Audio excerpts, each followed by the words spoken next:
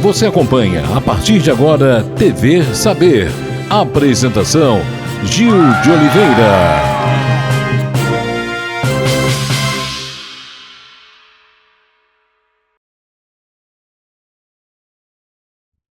Um forte abraço a você, telespectador amigo da TV Cidade, TV Saber no ar.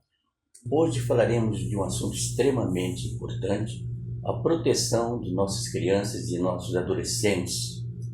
Por trás de um sorriso infantil existem situações silenciosas de abandono, abuso, violência, fome, medo e também de sofrimento. É exatamente nesse cenário que entra o trabalho importante do Conselho Tutelar da Criança e do Adolescente. Um trabalho difícil, árduo, delicado, mas extremamente necessário. Para tanto, iremos conversar com Silvana Rocha, uma psicóloga, conselheira tutelar do Conselho Tutelar da Criança e do Adolescente. Silvana, seja muito bem-vinda, muito obrigado por sua presença. Obrigada a você, Gil, pelo convite. Silvana, qual a verdadeira função do Conselho Tutelar? Nós temos como uma das nossas primeiras atribuições a proteção integral de criança e adolescente, desde quando a criança está lá na barriga até 17 anos e 11 meses. Então, toda a trajetória de vida dessa criança e adolescente. Quais são os casos mais frequentes que chegam até você? Olha, nós temos muito caso de infrequência escolar. Numericamente, são os casos que nós temos mais que as escolas denunciam evasão escolar. Mas assim, eles não são mais os mais gritantes. Os que mais nos preocupam são os de criança e adolescentes que são vítimas de maus tratos, de abuso sexual, como hoje a gente está falando muito disso, que 18 de maio é o dia do combate ao abuso sexual contra crianças e adolescentes. Então, assim, é bem importante a gente dizer que, embora o número de evasões escolares sejam maiores, também casos muito horrorosos, muito perto da gente acontecendo, falando de maus tratos de crianças. Silvana, esses maltratos, esses casos, falando por exemplo, classes sociais, classe A, B ou C, o que você pode falar? Posso dizer que tem uma questão cultural aí muito forte e que a gente tem numerosos casos de uma classe social talvez um pouco mais baixa, mas acontece em todas as classes. Maior número talvez em classes mais baixas, mas em todas, como eu disse. E sempre com meninos, com meninas, quer dizer, né, um número menor de meninos e num número bem maior também de crianças negras. Crianças negras? Sim. Você vê, o estupro coletivo é um crime terrível que está acontecendo, eu não digo que constantemente. Inclusive, ontem no Rio de Janeiro já aconteceu uma menina de 12 anos por 8 adolescentes. O que você acha que leva a acontecer isso, Silvana? Então, né, a gente tem visto esses casos como meninos que têm condições financeiras importantes e que se juntam para fazer esse ato absurdo, como se fosse uma orgia, como se fosse uma diversão, como se o ser humano pudesse ser uma diversão. E não deixo de comentar, né, sendo psicóloga, como um transtorno psíquico grave, onde ele não vê o que ele causa no outro, a dor que ele causa no outro, e o quanto essa pessoa que foi abusada vai carregar isso para o resto da vida. Silvana, ontem eu estava ouvindo o Roberto Mota. O Roberto Mota é um jornalista da Jovem Pan de São Paulo. Ele estava falando sobre corrupção. Ele falou que o problema do Brasil não é só corrupção, é a impunidade. Entendeu? A impunidade que dá esse formato de crescimento da corrupção. Dentro do julgamento de um adolescente, você acha que muitas vezes eles pegam penas brandas e de repente repetem o mesmo caso que eles fizeram, o mesmo abuso? Eu vim de um trabalho maravilhoso chamado A Metra, que foi extinto há alguns anos, onde a gente dava toda a estrutura para o adolescente no caso de profissionalizá-los, enfim. Mas a partir do momento que o adolescente ele não tem profissionalização, ele não tem encaminhamentos, ele não tem cuidados, ele fica, né, à mercê de cometer atos dessa forma. Então eu vejo assim, né, que se a gente não cuida da criança, não cuida do adolescente, nós estamos fadados a ter cada vez maiores números de adultos cometendo crimes sem noção, crimes hediondos. A gente tem visto muito feminicídio. Não se trata mais de uma questão só cultural, mas talvez um descaso quanto a políticas públicas, que falta muito, né, no sentido de você promover, cuidar, para que não seja repetido um ciclo de violência nessa família.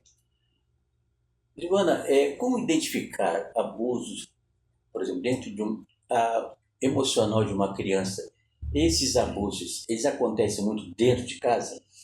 Olha, esse é um grande fator e que muitas pessoas falam assim, nossa, eu nunca imaginei. Por quê? A maior parte dos abusadores, eles são pessoas muito próximas de casa ou familiares. É o tio bonzinho que está sempre levando presentes, é o amigo do pai que está sempre por aí, é o primo que a mãe pede para cuidar de uma criança.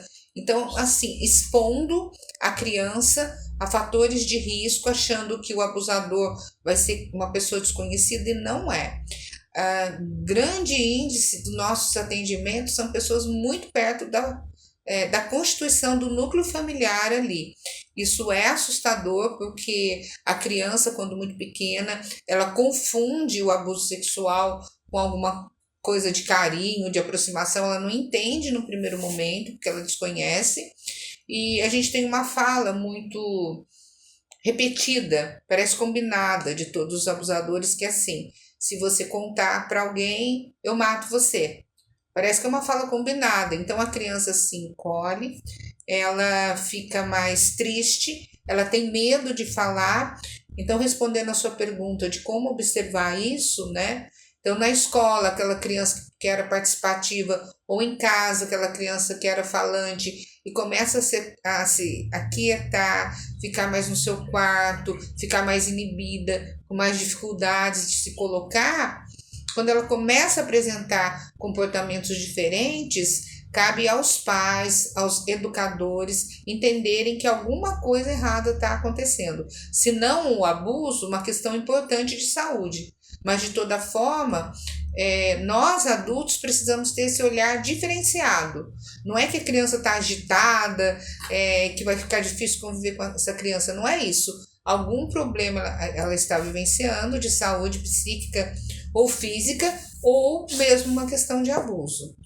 Giovana, existe o trabalho do Conselho Tutelar da Criança e do Adolescente dentro das escolas, no fato de orientar observadores da escola, olhando o comportamento das crianças? A Secretaria de Educação, ela algumas vezes reúne os conselheiros e os diretores ou vice-diretores para que nós orientemos sobre essas questões de como encaminhar, onde encaminhar, como fazer, né, quando percebe alguma situação. Então, assim, o conselho ele tem plantões. Cada dia da semana, um de nós estamos de plantão. Então, o conselho tem um telefone que ele é ininterrupto. Ele funciona sábado, domingo, feriado, enfim. E aí as escolas nos ligam com frequência. Olha, o pai deixou o filho aqui, ou a criança apareceu machucada, ou a criança está muito triste, chorando hoje, não querendo ir embora para casa.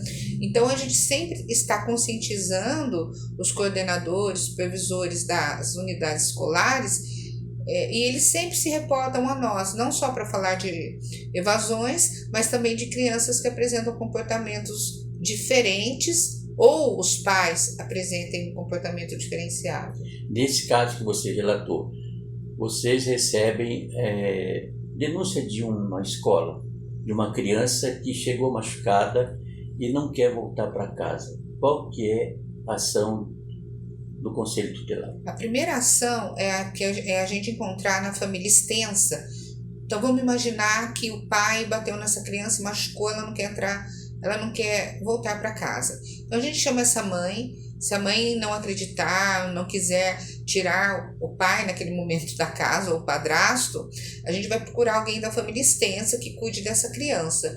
E obrigatoriamente, né? Primeiro a gente passa num PAM ou numa UPA para atendimento dessa criança, fazemos o boletim de ocorrência de imediato para depois a gente tomar outras medidas, né?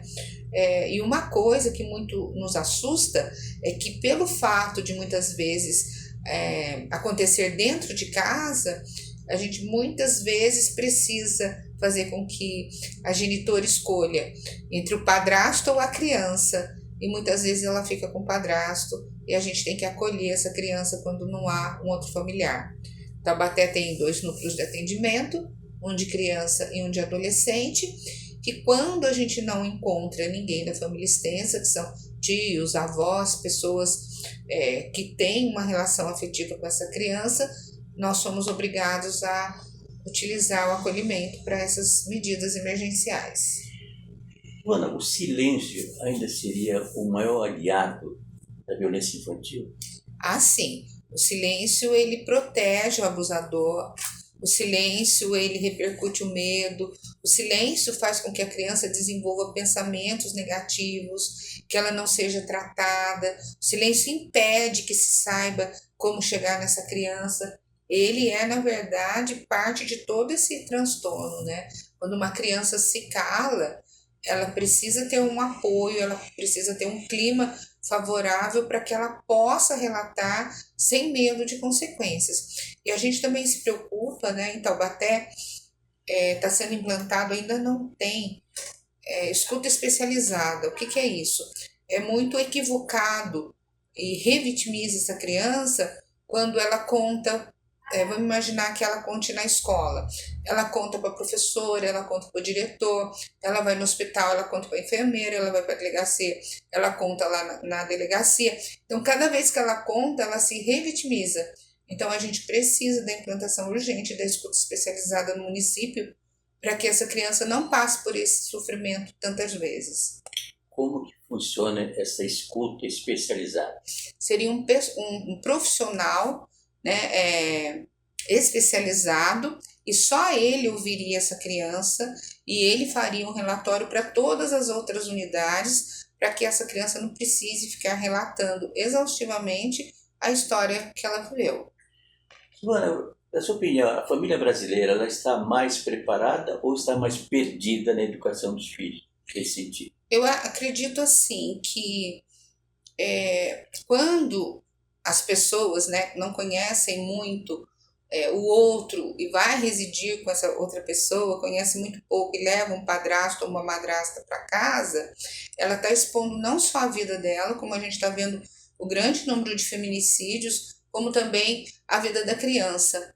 E assim, muitas mães chegam para nós e falam assim, essa criança é mentirosa, ela está inventando, tal. E o descrédito, né, com a criança. E a criança ela pode até ter um nível aí de fantasia, mas ela não vai criar ou inventar coisas que ela não conheça, principalmente de cunho sexual. Então eu vejo assim que as famílias, por trabalharem muito, ficam um pouco afastados de seus lares e deixam as coisas irem fluindo. Concomitante, hoje a gente tem, né, para a criança ficar quieta, o acesso ao celular, muitas vezes sem controle dos pais, e aí ali tem um monte de informações. A gente tem muitos casos, né, de aliciamento através da rede social. Enfim, vejo um descuido muito grande no acompanhamento, na evolução de crianças e adolescentes. Com relação, por exemplo, uma criança, você recebe uma denúncia numa determinada escola de uma criança que foi abusada. Vocês tomam providência, como você falou, vai até a polícia e tal. Depois vocês acompanham o desenvolvimento, o comportamento dessa criança? Olha só, o conselho ele não trabalha sozinho, ele trabalha em rede. Então a gente trabalha com outros órgãos que pertencem a essa rede, que é o CRAS, que é o Conselho Regional de Serviço Social, o CREAS, que é o Serviço Especializado Social, o CAPES, que faz atendimento com psicólogo, com neuro, com psiquiatra, com enfermeiro, faz o tratamento de transtornos psíquicos importantes. Então, a gente tem toda uma rede de apoio. Então, quando essa criança foi atendida, foi cuidada, enfim, se ela continuar no núcleo de acolhimento, a gente comunica isso ao Ministério Público e que vai fazer todo esse procedimento. Quando ela volta por lá, uma situação reorganizada, o agressor não está mais lá, alguma coisa assim, aí pode ser que seja o CRAS que venha acompanhar ou o CREAS. Não seria mais atribuição do Conselho Tutelar. O Conselho Tutelar é a proteção integral, essa parte inicial de condução e garantir que os direitos dessa criança e adolescente não sejam violados. Você falou agora há pouco sobre a escuta especializada. Você acha que tem um certo prazo para isso acontecer aqui em Taubaté? Ela já existe, por exemplo, em São José? Ela é lei, ela existe até em municípios menores, já tinha que estar acontecendo, né? E a gente tem cobrado muito disso. Nós tivemos agora um evento na Câmara Municipal, saí de lá quase agora, comemorando, né, essa luta, comemorando não, divulgando essa luta contra abuso e exploração sexual de crianças e adolescentes. E lá a gente bateu muito nessa tecla, nessa necessidade de que a gente tenha aí essa escuta especializada para garantir ainda mais os direitos da criança. Você falou agora há pouco em redes sociais, Silvana. Até que ponto a internet, as redes sociais, ela tem as telas, de uma forma geral, tem afetado as crianças e adolescentes? Olha, tem afetado desde a questão emocional de se envolver com pessoas que não conhece, que se passam por certa pessoa sem ser, no acesso a vídeos, né, muito precoces, enfim, além do que sem controle do horário desse uso de celular, então crianças que não conseguem ir para a escola no dia seguinte porque ficou até de madrugada no celular, e a gente percebe também, né, que não tem aí um controle dos pais e os responsáveis sobre o conteúdo que essa criança está vendo. Então, eles partilham muitas coisas indevidas e isso acaba piorando toda a situação.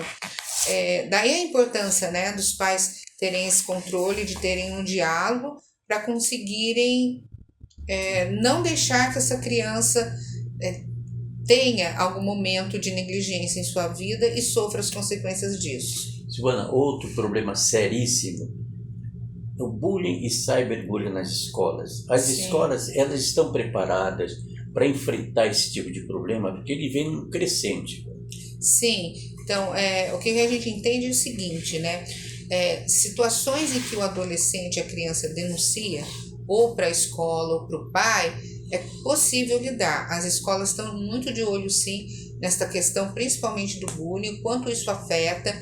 Eu falei para você no início dessa reportagem que a gente trabalha muito com evasão escolar e muitos adolescentes que eu vou conversar têm alguma coisa nesse sentido de bullying, de não se encaixar adequadamente aos grupos, de ter um apelido que não gosta muito, de ser desvalorizado, de não fazer parte daquele movimento, ou dele ter algum problema de saúde não cuidado, que o faz sentir diferente. Mas eu vejo que as escolas, de alguma forma, têm trabalhado, sim, de forma satisfatória o bullying. E dentro desse caso de bullying, por exemplo, você já deve ter recebido casos assim, extremos. E qual foi a reação, qual foi a medida a tomar? Olha, quando é muito intenso, né, quando a criança já vivencia há alguns meses esse problema e demora um pouco para falar, para ter coragem de contar, a criança ou o adolescente já tem um dano psíquico, emocional importante. E aí a gente cuida muitas vezes até para que essa criança mude de unidade escolar, ou mude de horário, ou mude de sala e tenha ali um auxiliar, um acompanhante. A gente caminha essa criança para psicólogo, geralmente ao CAPES ou ao PAMO, para que ela tenha recursos de enfrentamento e ressignificar a sua vida escolar. Silvana, em caso de denúncias, de uma forma geral, como é que ela deve ser feita ao Conselho Tutelar? Olha, gostei muito dessa pergunta porque, assim, muitos casos nossos de abuso, eles não aconteceram uma vez, eles estão acontecendo há muito tempo. né? Não é um ou dois, alguns são primeira vez, mas a maioria já acontece há muito tempo. E o que acontece? Muitas vezes a pessoa desconfia, suspeita que está tendo um abuso e não tem coragem de denunciar. Ah, não tenho certeza. E eu vivo colocando, né, nas minhas redes sociais, mesmo sem certeza, denuncie. Você vai estar salvando uma criança. Porque se não for verdade, a gente vai acabar entendendo e orientando. E se for verdade, você conseguiu resgatar a infância, a adolescência de um jovem. Porque, assim, a fase da infância ela é extremamente significativa. E um abuso na infância vai repercutir por toda a vida dessa criança se não for trabalhada. Então, assim, denuncie, diz que sem, mesmo que você não tenha certeza. Ah, eu ouvi falar, eu ouço uns gritos, não tem problema. Denuncie do mesmo jeito. E outra coisa que a gente ouve falar é assim, mas eu não posso, eu não quero me identificar. Você não precisa se identificar. Pode ser anônima a denúncia, mas você precisa gritar, você precisa fazer parte dessa nossa luta de defesa de crianças. E não só do abuso, Gil. Criança que fica perambulando não vai na escola, criança que vive com problema de piolho, de sarna, mal vestida, suja, pés no chão. O que você entender de negligência, acione o conselho. Porque, assim, a criança ela merece respeito e merece ser cuidada. Silvana, no caso de uma denúncia, por exemplo, o que acontece com os pais, ou o pai ou a mãe que maltratou uma criança? Então, nós não somos do setor de investigação. Então, por isso que a gente fala do boletim de ocorrência e aí a delegacia passa a fazer a investigação e cuidar desse caso. Em algumas situações, né, uma situação até da semana passada, foi flagrante a situação, então o rapaz foi preso no momento. Quando não existe um flagrante, quando precisa ainda de investigação, não cabe ao conselho, nós não temos esse tipo de atribuição. Silvana, em casos de extremos, por exemplo, às vezes situações dramáticas acontecem dentro de uma casa.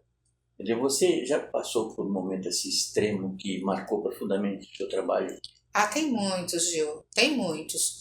Mas um caso assim que me marcou muito, né, que o padrasto está preso, inclusive, eu posso contar porque numa das sessões da Câmara, a própria delegacia levou, é uma criança que teve o crânio quebrado para que o padrasto pudesse receber benefícios. Ele tentou abusar da menina de 12 anos e essa menina ela vai para a escola e ela não conta.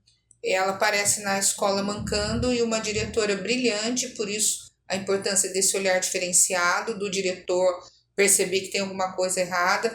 A menina aparece mancando e aí depois descobre-se, né, o quanto ela tinha sido machucada, violentada, agredida de forma bárbara. Teve os dentes tirados com alicate, um caso horroroso.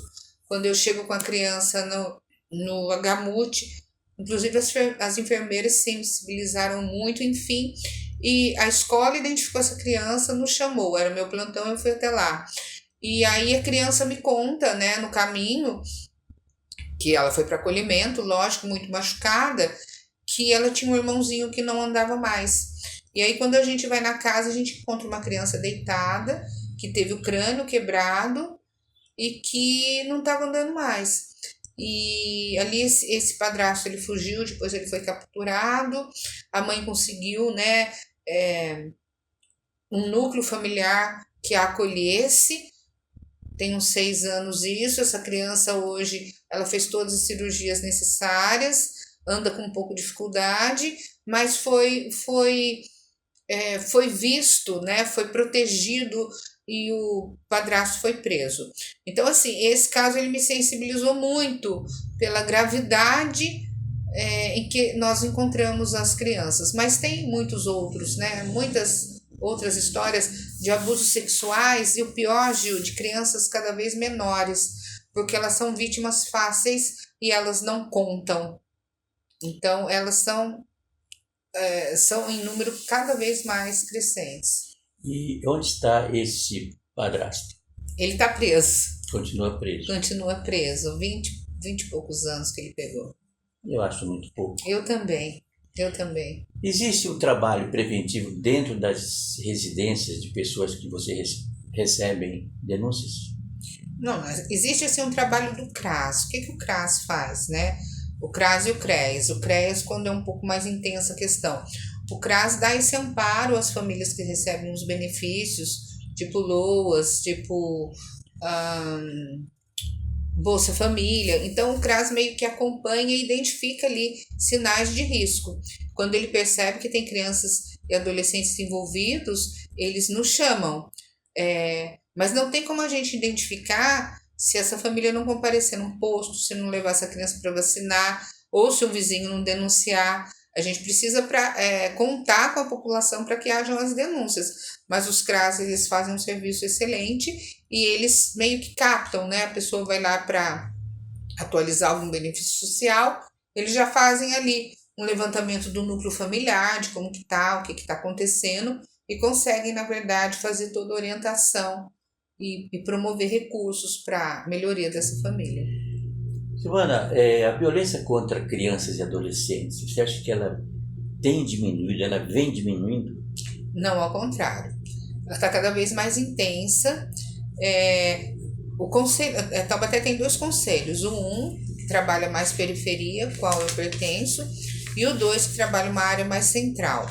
E a gente vê que muitos casos da periferia, onde nem tem o celular não pega, o ônibus passa uma vez por dia, enfim, tem muitos casos ali. A gente recebe casos que os abusos estão acontecendo, as negligências, há muito tempo.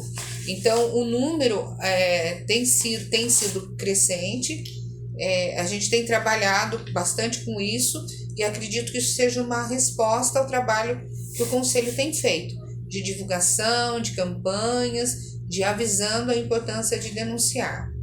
Silvana, existe algo que não foi abordado agora, que você gostaria de falar, de acrescentar? Não, eu só vejo assim, né? A importância de dizer que se você discar 100, você está protegendo uma criança, que o papel não é só do conselho, qualquer munícipe. Então, você viu uma criança sendo agredida na rua, você pode intervir e chamar o conselho ou chamar a polícia. Não é o conselho, né? Uma criança não, vou chamar o conselho. Aciona o conselho, mas se você estiver por perto de uma agressão, você pode chamar a polícia. Acho muito importante também entender que esse é o nosso papel de cidadão. Não adianta a gente fazer campanha do 18 de maio, olha, denuncia, tal. Não, é o tempo todo. A gente chama de maio laranja, porque esse mês inteiro a gente está falando disso, mas tem que ser todos os dias. Então, ouvir um choro, alguém te contou que uma criança está em sofrimento, você observou, você suspeita, né? Ou a sua criança mesmo de convívio com você está com um comportamento diferente, estranho, mais quietinho, mais agitada, não importa, diferente da normalidade, comece a pensar, a conversar. Se a criança não se abrir com você, um psicólogo da rede pode ajudar, mas faça a sua parte para que você seja o herói na vida de uma criança. Você gostaria de deixar uma mensagem para quem nos assiste? Então, a mensagem é o seguinte, que se a gente não fizer essa parte, a gente está contribuindo para o mundo cada vez pior. Se a gente não cuidar dessas crianças que estão hoje agora no nosso caminho, a gente não vai encontrar futuramente coisas que a gente possa se orgulhar. Já temos aí grande número, né, de pessoas que furtam, que roubam, que matam, e a gente quer que tenhamos uma mudança nessa história de vida dessas crianças que estão sofrendo. Cuidar das nossas crianças, denuncie, diz que 100, mesmo que você não tenha certeza, pode ser anônimo. Silvana, resta agradecer a você. Obrigada a você. Todo esse relato que você fez, parabenizar você, o Conselho Tutelar por seu trabalho. Obrigada, Gil, eu que agradeço a oportunidade. Olha, falamos com Silvana Rocha, conselheira do Conselho Tutelar da Criança e do Adolescente. Na verdade, tratar de crianças e adolescentes é tratar do futuro do país. Na realidade, toda vez que uma criança é agredida, nós também somos responsáveis. Não só o Conselho Tutelar é responsável por esse trabalho, você também é. Então, vamos proteger as crianças e nossos adolescentes.